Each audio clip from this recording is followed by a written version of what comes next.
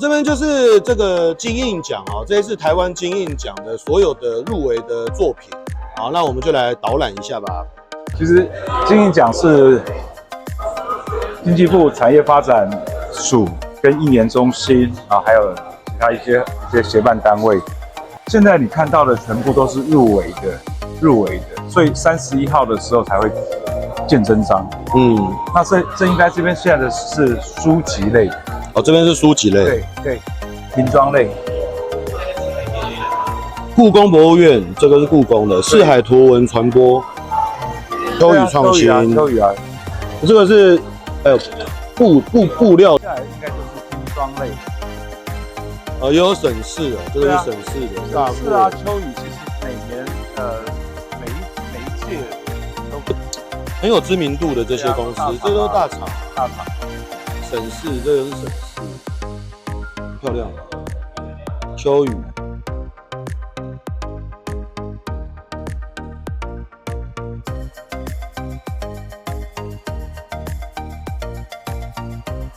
这边就是这个就是瓦楞纸箱类了。这个就是信记纸器嘛，新北纸器工会理事长他们公司。是啊。对啊，就他们叫益之村，品牌叫益之村。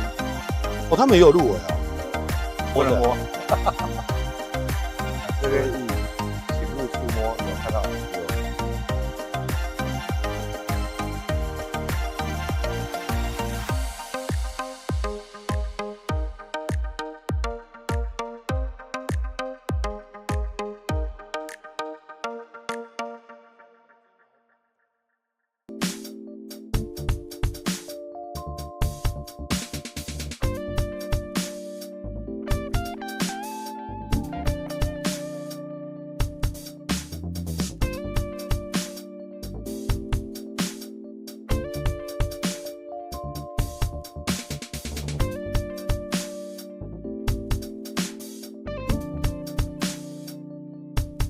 这是一个产官学的一个合作案，透过所有的表现去达到环保永续的一个概念，去保护小琉球的海龟啊，它的在地生物啊，像这个海胆。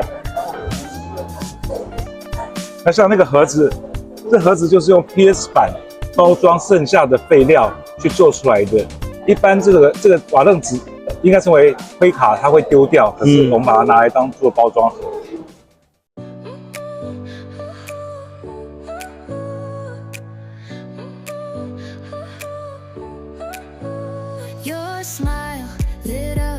Like a sunrise glow, touch so soft where the seasons flow. We met where the stars take their flight. Every moment with you feels just right. Whisper your name in the rush of the breeze. Love